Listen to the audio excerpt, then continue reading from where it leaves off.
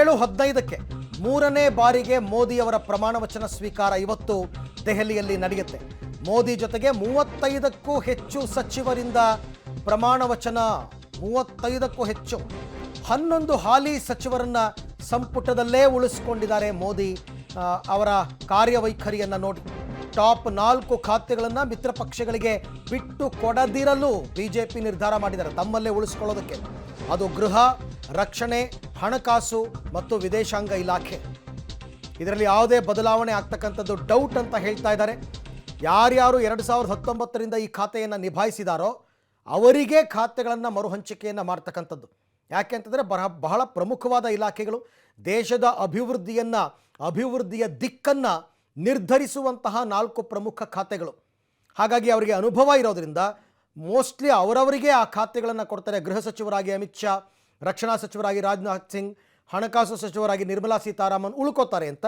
ಈ ಬಗ್ಗೆ ಕೂಡ ಮತ್ತಷ್ಟು ಮಾಹಿತಿ ನನ್ನ ಕೊಲೀಗ್ ಶಬೀರ್ ಅವರಿಂದ ಪಡ್ಕೊಳ್ಳೋಣ. ಶಬೀರ್, ಈಗ ಇವತ್ತು ರಾತ್ರಿ ಮೋದಿಯವರ ಜೊತೆ ಒಟ್ಟು ಎಷ್ಟು ಜನ ಮಂತ್ರಿಗಳಾಗಿ ಪ್ರಮಾಣ ವಚನ ಸ್ವೀಕಾರ ಮಾಡ್ತಾರೆ? ಯಾವ ಖಾತೆಗಳನ್ನು ಬಿಜೆಪಿ ತನ್ನ ಬಳಿ ಇಟ್ಕೊಳ್ತಾ ಇದೆ, ಯಾವ ಖಾತೆಗಳನ್ನು ಬೇರೆಯವರಿಗೆ ಕೊಡ್ತಾ ಇದ್ದಾರೆ? ಇದ್ರ ಬಗ್ಗೆ ಏನಾದರೂ ಒಂದಷ್ಟು ಮಾಹಿತಿ ಸಿಕ್ಕಿದೆಯಾ? ಅರವಿಂದ್, ಹ್ಯಾಸ್ ಆಫ್ ನೋ 60 ಜನರ ಹೆಸರು ಈಗ ಪಟ್ಟಿಯಲ್ಲಿರುವಂಥದ್ದು. 48 ಜನರ ಹೆಸರು ಬಿಜೆಪಿ ನಾಯಕರದು, 12 ಜನ NDA ಒಕ್ಕೂಟಕ್ಕೆ ಸೇರಿದಂಥ ಪ್ರಮುಖ ನಾಯಕರ ಹೆಸರುಗಳು ಈಗ ಬಹಿರಂಗ ಆಗಿರುವಂಥದ್ದು.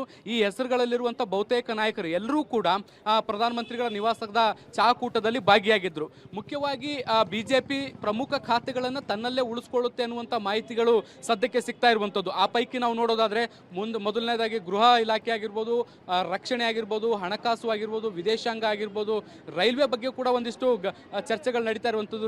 ರೈಲ್ವೆಯನ್ನು ಕೂಡ ತನ್ನಲ್ಲೇ ಉಳಿಸ್ಕೊಳ್ಳುವಂಥದ್ದು, ಕೃಷಿಯನ್ನು ಕೂಡ ತನ್ನಲ್ಲೇ ಉಳಿಸ್ಕೊಳ್ಬೋದು ಅನ್ನುವಂತಹ ನಿಟ್ಟಿನಲ್ಲಿ ಕೆಲವು ಚರ್ಚೆಗಳು ನಡೀತಾ ಇದ್ದಾವೆ. ಅಂದರೆ ಪ್ರಮುಖ ಖಾತೆಗಳ ಜೊತೆಗೆ ಜನ ಕಲ್ಯಾಣದ ವಿಚಾರಕ್ಕೆ ಸಂಬಂಧಪಟ್ಟಂಥ ಪ್ರಮುಖ ಖಾತೆಗಳೇನಿದ್ದಾವೆ ಅವು ತನ್ನಲ್ಲೇ ಉಳಿಸ್ಕೊಳ್ಳೋ ಮೂಲಕ ಹೆಚ್ಚು ವೇಗವಾಗಿ ಕೆಲಸಕ್ಕೆ ವೇಗವನ್ನು ಕೊಡಬೇಕು ಅನ್ನುವಂಥ ನಿಟ್ಟಿನಲ್ಲಿ ಚರ್ಚೆಗಳು ನಡೆದಿದ್ದಾವೆ ಅನ್ನುವಂಥ ಮಾಹಿತಿಗಳು ಬರ್ತಿದ್ದಾವೆ.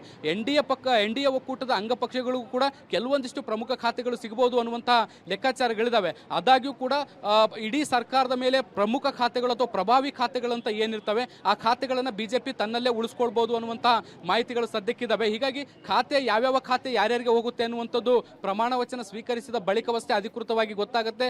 ರಾಷ್ಟ್ರಪತಿಗಳಿಗೆ ಯಾವ್ಯಾವ ಸಚಿವರಿಗೆ ಯಾವ್ಯಾವ ಖಾತೆಯನ್ನು ಹಂಚಿಕೆ ಮಾಡಲಾಗಿದೆ ಅನ್ನುವಂಥದ್ದನ್ನು ಕೂಡ ಒಂದು ಲಿಸ್ಟ್ ಅನ್ನು ಕೂಡ ಕಳಿಸ್ಕೊಡುವಂಥ ಕೆಲಸವನ್ನು PMO ಕಡೆಯಿಂದ ಮಾಡಲಾಗುತ್ತೆ. ಸೊ ಅಲ್ಲಿವರೆಗೂ ಕೂಡ ಏನೇ ಬಂದರೂ ಕೂಡ ಒಂದು ಅಂದಾಜನ್ನು ಮಾಡಲಾಗುತ್ತೆ. ಬಟ್ ಈಗಿರುವಂಥ ಬಿಜೆಪಿ ಮೂಲಗಳು ಹೇಳುವಂಥ ಪ್ರಕಾರ ಪ್ರಭಾವಿ ಖಾತೆಗಳು ಅಥವಾ ಪ್ರಮುಖ ಖಾತೆಗಳೇನಿದ್ದಾವೆ ಅವೆಲ್ಲವೂ ಕೂಡ ಬಿಜೆಪಿಯ ಬಳಿ ಉಳಿಯುವಂಥ ಸಾಧ್ಯತೆಗಳು ಈಗ ಸದ್ಯಕ್ಕೆ ಕೇಳಿ ಬರ್ತಾ ಇರುವಂಥದ್ದು.